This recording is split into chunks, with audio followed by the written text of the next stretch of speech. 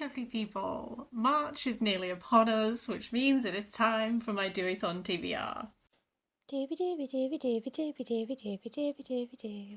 Doobie doobie doobie doobie doobie doobie doobie doobie Sophie vlogs.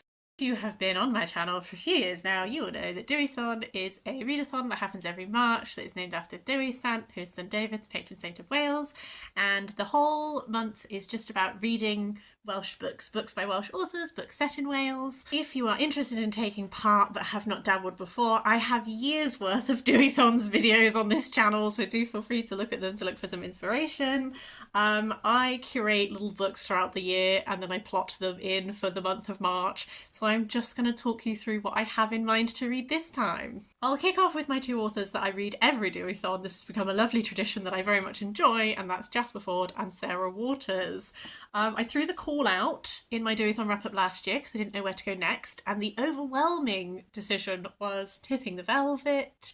I have seen the film adaptation of this, so I know that we're following someone who is working in the music halls in Victorian London. I know that she does an act where she is like a male interpreter. That's not the right word. This is not like a man. She dances. Why am I blanking on this word? But it's also a female-female love story. I really, really enjoy Sarah Waters. I enjoy her sense of like the way that she sets place in like the historic moments that she's exploring. I'm excited to do another one of her works. And then I've also been working my way through Jasper Ford's Thursday Next series. So this is Something Rotten, which I believe is the fourth book. Thursday Next, it's so hard to describe this series because it does so much, but it's so fun. The first book is called The Air Affair, and Thursday Next essentially has the ability to read herself in to books, and that has we've really developed as the series has gone on. There's quite a lot of different threads going around at this point. Something that I love about Jasper Fforde is as well as like how fun and wacky like his books are, I always think that they have like a really interesting like sort of background politics world building thing going on. So in this world, Wales is like an independent state of Wales, and every single person who is like head of state is named Owain Glyndwr. So we're on like Owain Glyndwr like 33 or something by this point. I just think that's a really fun bit of background world building. But yeah, I have been loving exploring this world. I'm really excited to tackle it again. A very iconic Welsh writer who I have never read anything of is Gillian Clarke, and I actually have two of her works that I'm hoping to read this month. First of all is the Gododdin, Lament for the Fallen. This is a version by Gillian Clarke. I have previously read a translation of a Gododdin for a previous Dewithon. Maybe I'll have remembered to link it down below. Maybe I won't. Find out. But a Gododdin is a really interesting piece of oral poetry. It is about a battle that happened in outside of what is now Edinburgh, but at the time Welsh was spoken in that area, so it's in Welsh language. And I read a Dior translation that was really fun. It's very much in that sort of like oral poetry tradition where it has like a lot of repetition, a lot of threes happening, a lot of interesting like metaphors and similes comparing like different fighters to different animals and what that means and all that kind of thing. It's very much like a memorial to the fallen. So I'm really interested in this because it literally, the headline is Lament for the Fallen. I'm really interested in how Gillian Clarke is engaging with it. This is also a dual language translation, so I can put I am learning Welsh very slowly. I've put it on pause because I'm learning German at the moment, but I can put some of my Welsh skills to the test. I'm really interested. I really, really love Alice Oswald's Memorial, which is an interpretation of the Iliad that sort of takes out the narrative and replaces it with, and it's just like a memorial to the fallen soldiers. And so I'm kind of getting that kind of vibe from this, but I'm really interested to actually try it and see. And then my partner also lent me the Sundial, which is just a collection of Gillian Clarke's poetry. He spotted it when we were out and about, so I'm going to give this one a go too. So now I will really get to know Gillian Clarke's work. One other poetry that I'm going to be dipping into, but I won't actually be wrapping up with the rest of my Dewithon reading, is Dafydd Gwilym. This is part of my project to read my partner's favourite books. My partner's family is Welsh. He did Welsh qualification last year. He did really well. Woo, go him. So he loves Welsh history, he loves Welsh poetry. I have I know some of Dafydd Gwilym's poems, but not that many. And I know that he's very iconic and he's very much viewed as like one of the best and most famous Welsh poets. So I'm really excited to explore him. I'm just really excited to get to know him. But I'm doing a whole dedicated reading vlog that is for my fiance's favourite books. So this is going to be, I'm just mentioning it because if you like poetry and you don't know what to read for Dewithon, this could be an option for you. Ooh, let's do a little run of non-fiction. Some non-fiction picks that I have. I have A Little Gay History of Wales by Darrell Leaworthy.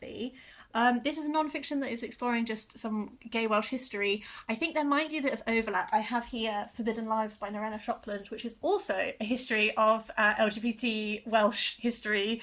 So there might be a bit of overlap, but I can't resist books like these. I actually got this one in Aberystwyth, which is a queer bookshop in Aberystwyth that I will link below because they're really fun. They're really dinky, but it's really nice to support independent bookshops. And so I wanted to pick up something while I was there. Well, I'm positive that this will tread some ground that Narena Shopland did not, and if not, it will just remind me of things that I have inevitably forgotten by now. So that's going to be really fun. I also have Tyr, The Story of the Welsh Landscape by Carwyn Graves. I read Welsh Food Stories by Carwyn Graves last Dewithon. 5-star, loved it. It's an exploration of, every chapter is a different food that is viewed as like a very classic Welsh food, and then it's an exploration of the history of it, but then also bringing it up to contemporary times. He visits a lot of food producers who are doing things that are either interesting and novel or that are harkening back to older ways of doing things. So that was really fabulous. This is his most recent book that is just the story of the Welsh landscape. It says on the back, Tyr is not just a natural history book, but a human story told by the scientist, the ecologist, and the literary man. And I think that sounds really fab. And then I also have Dispersals on Plants, Borders and Belonging by Jessica J. Lee. I very, very briefly dipped into the introduction, and then Jessica J. Lee mentioned on like one of the earliest pages that her dad is Welsh. And I thought to myself, do you know what? I'm going to save this for Dewithon. This is nature writing. It's looking at plants, borders and belongings. It's looking at like migration of people, migration of plants, that kind of thing. Jessica J. Lee, I find this will be my third of hers. I love how she writes. I find it so beautiful. I think that she weaves in so many different interesting things into her nature writing. Obviously, this is very explicitly like looking at some topics, but previously she's also really in her work drawn on stuff like linguistics and as well as like natural history, like actual history and all that kind of thing. And I love nature writing that like dabbles around in that way. So I think this is going to be great and I'm very excited for it. This is not by a Welsh author. I'm being a little bit tangential with this, but I'm going with the fact that a lot of the King Arthur legends have their origins in Welsh legend, like the Mabinogion and that kind of thing. So I'm including The Once and Future King by T.H. White. I've read, I think, the first two in this series, and then I put this down, and then I don't think I've picked it up for about 3 or 4 years, and I would like to. I set myself a mission this year of like finishing series that I'm reading, and like I have the whole thing, why would I not finish it? At the very least in March I would like to read The Ill-Made Knight, which is the next one I have to read. This is obviously like the very famous one of this is The Sword in the Stone, but this is T.H. White's exploration of King Arthur mythos. What I've been really enjoying about this is that he never really focuses on what I expect him to focus on. Like, he's never really dabbling in, like, the big, like, overarching stories that we know. He does, like, real, like screenshots into, like, moments. And I just find that, like, approach to it very interesting. So I don't know what this next book is about, but I'm going to have fun exploring it. And then I also have 3 books that I'm going to be reading on my Kindle. I wrote them down in my notebook so I would not forget. First up is The Life of Rebecca by Angharad Price. This is a very short, it's under 200 pages.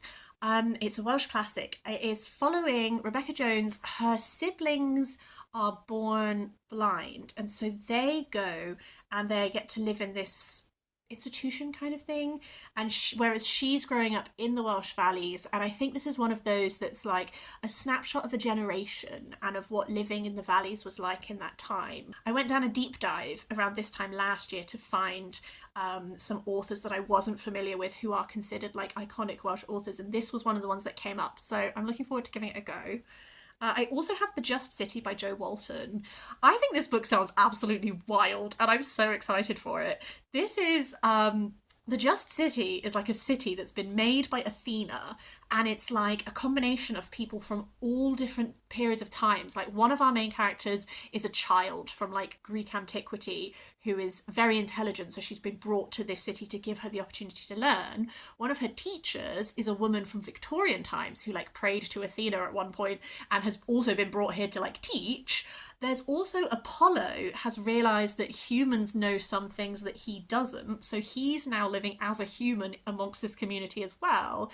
And then I think it's Socrates. Is it Socrates? Is it Sophocles? Ooh, Sophie. One of them arrives in the Just City and starts asking questions, and who knows what the answers to those questions will be. I think this is one of those books which I have had this on my want to read. I'm going to say 10 years. I've been wanting to read it for ages. I finally bought it and I'm so interested. I just think it seems like it's going to be doing some really interesting things, engaging with really interesting questions, and I can't wait to give it a go. And then finally, I have We Can Be Heroes by Paul Burston. This is Paul Burston's memoir. He grew up in a little Welsh village, then he moved to London, and London was supposed to be this place of freedom where he could be out and gay and himself, and then instead it was during the AIDS epidemic. And so I know he's very famous as like an activist.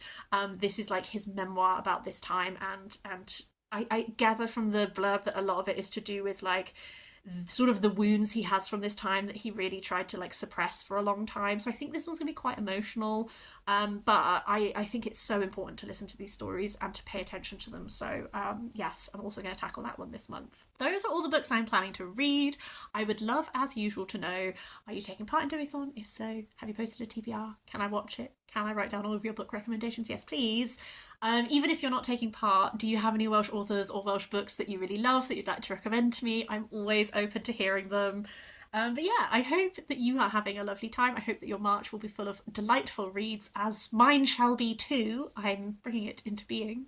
But yeah, I hope you have a lovely day. I'll see you next time for something else.